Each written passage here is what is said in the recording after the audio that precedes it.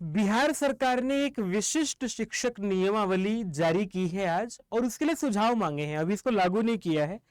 ये नियमावली है नियोजित शिक्षकों के लिए, जो शिक्षक अभी नियोजित शिक्षक कहलाते हैं, जिन्हें स्थानीय निकायों द्वारा लगाया गया था, और वो लंबे समय से अपनी मांग भी कर रहे थे कि हमें राज्यकर्मी का दर्जा दिया जाए। तो ऐसे ही राज्यकर्मी का दर्जा नहीं दे दिया जाएगा। ये नियमावली जारी की है एजुकेशन डिपार्टमेंट ने, और ये कहा है कि इस नियमावली का नाम हम रखेंगे विशिष्ट शिक्षक नियमावली 2023। बिहार विद्यालय विशिष्ट शिक्षक नियमावली 2023 जो है, इसका एक ड्राफ्ट बना के कहा है, और ये कहा है कि अगले 10 दिन के अंदर अंदर जो है, वो एक सप्ताह के अंदर अंदर आप लोगों को अगर इसमें कोई सुझाव देना है तो सुझाव दे सकते हैं। हम फिर एक फाइनल जारी करेंगे अधिसूचना, और वो लागू हो जाएगी। और ये उसी दिन से, जिस दिन हम लोग अधिसूचना जारी कर देंगे, उसी दिन से ये नियमावली लागू हो जाएगी। और इसके कुछ महत्वपूर्ण बातें हैं यहाँ। बाकी तो सरकार क्या है, परिभाषाएं दे दी हैं, उन सबको तो पढ़ने की आवश्यकता नहीं है। लेकिन एक शब्द आया है विशिष्ट शिक्षक। नियोजित शिक्षक जो हैं वो विशिष्ट शिक्षक कहलाएंगे इस नियमावली के लागू होते ही, जैसा कि इन्होंने कहा है। विशिष्ट शिक्षक से अभिप्रेत है ऐसे सभी शिक्षक जिन्हें स्थानीय निकायों द्वारा नियोजित किया गया है, और जो संबंधित स्थानीय निकाय शिक्षक नियमावली 2020 के अंतर्गत आते हैं। इनमें पुस्तकालयाध्यक्ष और शारीरिक शिक्षक भी शामिल हैं। कोई भी हो, चाहे सभी इसमें शामिल कर लिए गए हैं। तो 2020 के अनुसार अभी तक जितने लोग लगे हुए हैं उन सबको विशिष्ट शिक्षक कहा गया है। और स्थानीय निकाय क्या है, तो सारे के सारे जिन्होंने, क्योंकि नियोजित शिक्षक जो है वो अलग अलग समितियों ने लगाए थे। पंचायत समिति ने लगाए, जिला परिषद ने लगाए, ग्राम पंचायतों ने लगाए, सबको स्थानीय निकाय कहा है। और इनके द्वारा लगाए गए नियोजित शिक्षक जो लगभग संख्या में 4 लाख हैं, उनको कैसे लगाया जाएगा, तो ये इसका नियमावली है। कुछ महत्वपूर्ण बातें यहां से मैं आप लोगों को समझा देता हूं, बहुत आसान भाषा में समझा दूंगा मैं आप लोगों को इसको। बस आप लोगों को वीडियो पूरी देखनी होगी, और अगर ठीक लगेगा चैनल को सब्सक्राइब भी कर लीजिएगा, ये महत्वपूर्ण बात है। इन्होंने कहा कि देखो, यहां स्थानीय निकाय जो है, संवर्ग का गठन क्या है, विशिष्ट शिक्षक कहलाएंगे स्थानीय निकाय के विभिन्न स्तरों द्वारा नियुक्त सभी शिक्षक अब विशिष्ट शिक्षक कहलाएंगे। वे इस नियमावली के प्रवृत्त होने की तिथि से जिला स्तर पर एकल संवर्ग के रूप में विलय हो जाएंगे। मतलब जो है कि जो अभी तक अलग अलग नियोजित शिक्षकों की इकाइयां बनी हुई थी, ये तो उन सब की सारी इकाइयां, छोटी छोटी इकाइयां हट जाएंगी। ये पंचायत के द्वारा लगाया गया है, ये जिला परिषद के द्वारा लगाया गया है, ये उस तो सारी निकाय हट करके जो है वो एकल संवर्ग में आ जाएंगे। अब उनका नाम विशिष्ट शिक्षक हो जाएगा, बशर्ते कि वे विभाग द्वारा आयोजित सक्षमता परीक्षा में उत्तीर्ण हो। लेकिन ये होगा तब जब सक्षमता परीक्षा में उत्तीर्ण हो जाएंगे। ये बात बहुत महत्वपूर्ण है इस नियमावली में। सबसे महत्वपूर्ण बात यही है, बाकी तो सामान्य बातें हैं, बाकी तो जो था वो होना ही था। इन्होंने कहा कि हम ऐसे ही सबको उठा करके विशिष्ट शिक्षक नहीं बनाएंगे।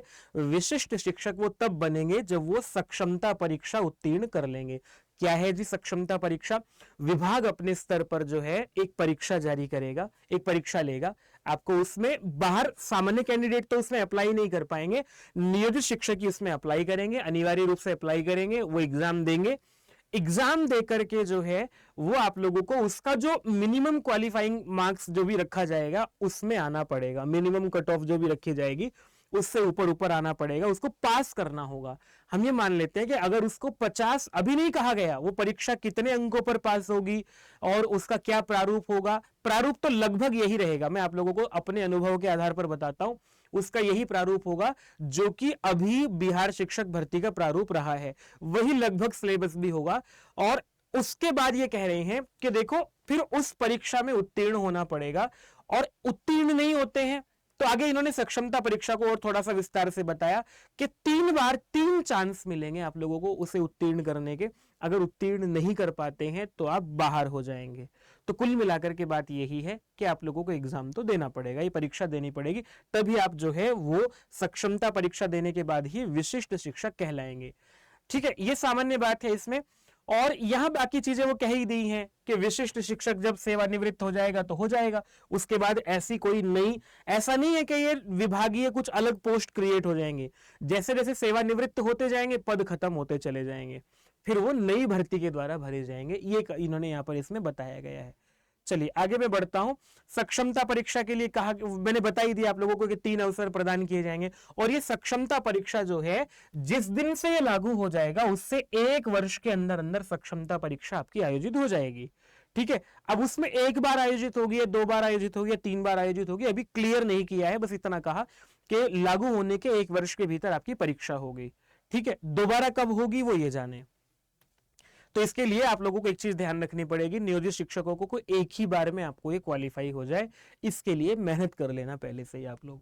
चलिए, अब आपको कहा कि फिर इसके लिए जो है सीधी भर्ती इस नियमावली के तहत नहीं होगी, सीधी भर्ती तो जो नियमावली 1,70,000 के लिए बनी थी उसी के तहत होगी।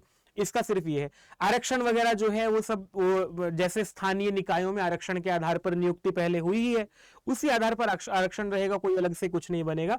वरीयता कह रहे हैं ये, जब आप लोग विशिष्ट शिक्षक हो जाएंगे, जिस दिन आप ज्वाइन कर लेंगे उसके बाद एक ये मेरिट बनाएंगे। देखो आप लोगों को एक चीज ध्यान रखो, वरीयता सूची का मतलब ये है कि कौन सीनियर कौन जूनियर होगा, कैसे पता लगेगा। तो ये नहीं कि आप नियोजित शिक्षक कब हैं तब से आप जूनियर सीनियर कहलाएंगे, नहीं, जूनियर सीनियर तब से कहलाएंगे जब से आप जो है विशिष्ट शिक्षक बन जाएंगे। तो जिला स्तर पर जो है विशिष्ट शिक्षकों की एक वरीयता सूची बनेगी, और इस वरीयता सूची के आधार पर जो है आप लोगों को प्राथमिक सूची अलग बनेगी, मध्य सूची अलग बनेगी, माध्यमिक है, उच्च माध्यमिक, जो भी सूची बनेगी वो अलग अलग बनती चली जाएंगी। और उसके एक बहुत महत्वपूर्ण बात है कि वरीयता सूची बनने के बाद आप लोग, अगर जैसे कि कोई व्यक्ति अभी प्राथमिक स्तर पर लगा हुआ है, उसकी आयु अगर 30 वर्ष है, 30 वर्ष तो किसी की मुश्किल ही होगी, ज्यादा लोग आयु वाले लोग भी हैं, तो जैसे 30 वर्ष अगर उसकी आयु है और वो प्राथमिक स्तर पर एग्जाम दे करके विशिष्ट शिक्षक बन गया, उसे सैलरी वैलरी सब कुछ वही मिलेगा, अभी सैलरी भी इसमें मैं बता दूंगा आप लोगों को। फिर उसके बाद जो है वो 8 वर्ष बाद प्रमोशन का अधिकारी होगा, वो प्रमोट होकर के अगर मध्य शिक्षक बनना चाहता है तो 8 वर्ष बाद बनेगा। तो इसलिए आप लोगों के लिए मैं एक चीज और बता देना चाहता हूं कि ये अनुकंपा के आधार पर जब भी लाभ मिलता है उसमें ये कुछ ना कुछ बाधाएं रहती ही हैं। तो आप लोगों को बढ़िया तरीका तो ये है कि इसको आप लोग छोड़ करके, इसका मोह छोड़ करके एग्जाम पास करें, दोबारा आ रहा है। खैर वो तो सलाह वाली बात अलग है, पर इसमें जो महत्वपूर्ण बात थी वो यही थी कि आप लोगों की परीक्षा होगी, और परीक्षा होने के बाद फिर आप लोग जिस दिन आप लोगों का रिजल्ट आ जाएगा फिर आपकी मेरिट लिस्ट बन जाएगी, वो भी आयु के आधार पर। जो ज्यादा आयु वाला होगा वो सीनियर माना जाएगा, जो कम आयु ज्वाइनिंग करने के अनुसार जो है आपकी ज्वाइनिंग उसी हिसाब से हो जाएगी, और जिला स्तर पर आप लोगों की मेरिट बन जाएगी। 2 बातें महत्वपूर्ण हुई, वेतन आप लोगों को मूल वेतन बता दिया है 1 से 5 तक के लिए 25,000, बाकी भत्ते भत्ते मिलाकर के वही सैलरी बन रही है, क्योंकि जो सैलरी आपको अभी जो एग्जाम देकर के जो लोग जाएंगे उनकी सैलरी बनेगी, सैलरी में अंतर नहीं है। बस प्रमोशन जो है वो 8 वर्ष के बाद होगा। विशिष्ट शिक्षक तब प्रोन्नत होंगे जब वो 1 से 5 में जो विशिष्ट शिक्षक बन गया, 8 वर्ष के बाद जो है वो फिर इसके लिए प्रोन्नत होगा। ठीक है, और तो ये एक जो है प्रमोशन वाला देने का मतलब ये है, उसमें कुछ ऐसा नहीं है उधर। मतलब ये, इसका कहने का मतलब ये है कि अगर आप लोग सोचें कि मैं तो नियोजित हूं जी 8 साल से, तो मैं तुरंत प्रमोट हो पाऊंगा, नहीं, विशिष्ट शिक्षक बनने के 8 साल बाद प्राइमरी से जूनियर में जा पाओगे आप, ये मतलब हुआ इसका। चलिए ये बातें तो होगी सरल मतलब जो महत्वपूर्ण बातें हो गई हैं इसमें मैंने बता ही दिया। और एक चीज और है, स्थानांतरण जो है वो स्थानांतरण हो जाएगा।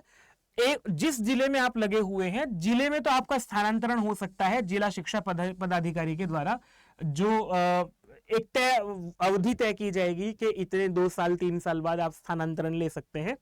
लेकिन अगर आप लोगों को अंतर जिला स्थानांतरण चाहिए तो पूरी अवधि में वो केवल 2 बार होगा। लिखा हुआ है इन्होंने कि विशिष्ट शिक्षकों को जो है वो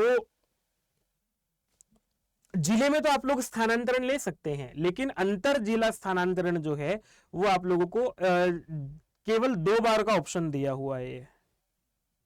ये दिखाओ, ये दिया हुआ है ये कि ऊपर किसी भी बात के होते हुए भी एक विशिष्ट शिक्षक को प्रशासनिक आधार पर शिक्षा का अधिकार अधिनियम, छात्र शिक्षक अनुपात के आधार पर देखते हुए, इन सबको ध्यान में रखते हुए जो है वो निदेशक या फिर माध्यम निदेशक के द्वारा जो है सार्वजनिक हित में जैसा भी मामला हो जिले के बाहर स्थानांतरित किया जा सकता है। ऐसे मामले में संबंधित शिक्षक की वरीयता नियम 7 के अनुसार फिर से तैयार की जाएगी। लेकिन आप जब नए जिले में जाओगे फिर आप सीनियर बन के नहीं, वहां फिर आप फिर जूनियर हो जाओगे, फिर आप लोगों को जो है शुरू से अपनी मेरिट शुरू करनी पड़ेगी। वहां वहां वरीयता क्रम आपका बदल जाएगा। बाकी केवल 2 बार का अवसर आप लोगों को दिया गया है जीवन, मतलब पूरे सर्विस काल में जो है सर्विस पीरियड में आप लोगों को 2 बार ही अंतर जिला ट्रांसफर हो सकता है। बाकी ये सब दिए हुए नियम के अगर कोई अनुशासनहीनता करता है तो तुरंत आपका प्रभाव जो है वो दंड वंड देने के लिए सब कुछ बनाई रखी है समिति इन्होंने। वो दंड जो है कठोर दंड भी हो सकता है, सेवा समाप्त भी कर सकते हैं, वेतन रोक सकते हैं, प्रोन्नति रोक सकते हैं, सब इन्होंने जो है यहाँ पर कारण दे दिए हैं। अगर आप किसी भी कारण से जो है उल्लंघन करते हुए पाए जाते हो तो आपको जो है बर्खास्त भी कर सकते हैं, अनिवार्य सेवानिवृत्ति भी दे सकते हैं, पद अवनति भी कर सकते हैं, वेतन भी कम कर सकते हैं, वेतन वृद्धि रोक सकते हैं, जैसे भी आवश्यकता होगी। ये बृहद दंड है, लघु दंड जो है वो अलग अलग दे दिए हैं, तो ये सब आप लोगों को दिया जाएगा। विभागीय कार्रवाई, ये तो सामान्य बातें हैं कि विभागीय कार्रवाई कैसे कैसे शुरू होगी, क्या क्या होगा, तो ये कुल मिलाकर के महत्वपूर्ण बात जो थी वो यही थी। चलिए मैं आप लोगों को इसमें और कुछ ऐसी नई बात नहीं है, लेकिन हाँ ये भी कहा गया है कि अगर आप लोगों को कोई ऐसा दंड दिया जाता है तो आपके पास अधिकार है, आप जो है निदेशक के पास जाकर के या सक्षम प्राधिकारी के पास जाकर के अपनी बात को रख सकते हो, उस पर सुनवाई होगी, तो वो अलग बातें हैं। सामान्य बात तो जो आपकी मुख्य बात थी वो यही थी, इतनी बात इन्होंने कही थी कि 8 साल बाद जो है आप लोगों का प्रमोशन होगा, वरीयता क्रम जो है वो एग्जाम पास करने के बाद नया बनेगा। ये महत्वपूर्ण बातें थी। मैं आप लोगों के लिए एक सुझाव देना चाहूंगा इसमें विशेष रूप से ये, क्योंकि हम लोग जब देखते हैं इसमें ना हमेशा एक तो ठप्पा ये रहेगा कि ये आप लोग जो है कहने को बराबर हो जाओगे, सैलरी बराबर हो जाएगी, पर प्रमोशन नहीं हो रहा है, आपको जो है स्थानांतरण के लिए बाध्यताएं हैं, और हमेशा जो है वो नियोजित शिक्षक वाला ठप्पा रहेगा ही रहेगा। भले ही आपने अपनी सेवाएं दे ली है इस, और एग्जाम तब भी देना ही पड़ रहा है, वही सिलेबस वही पैटर्न से एग्जाम देना ही पड़ रहा है। तो अभी वैकेंसी जो निकलेगी बीपीएससी की 2.0 उसमें एग्जाम दीजिएगा और इस झमेले से निकलिएगा, आप लोग इन सब झंझटों से जो है निकल जाइएगा। चलिए मैंने आप लोगों को महत्वपूर्ण जानकारी दी। आपका कोई प्रश्न हो प्रश्न छोड़ दीजिएगा और चैनल को सब्सक्राइब कर लीजिएगा। बाकी हम लोग जो है वो नई जो एग्जाम्स आ रहे हैं उनकी तैयारी भी करा ही रहे हैं। चैनल पर बने रहिएगा, आप लोगों को दिन भर जानकारियां देते ही रहते हैं हम लोग महत्वपूर्ण। नमस्ते।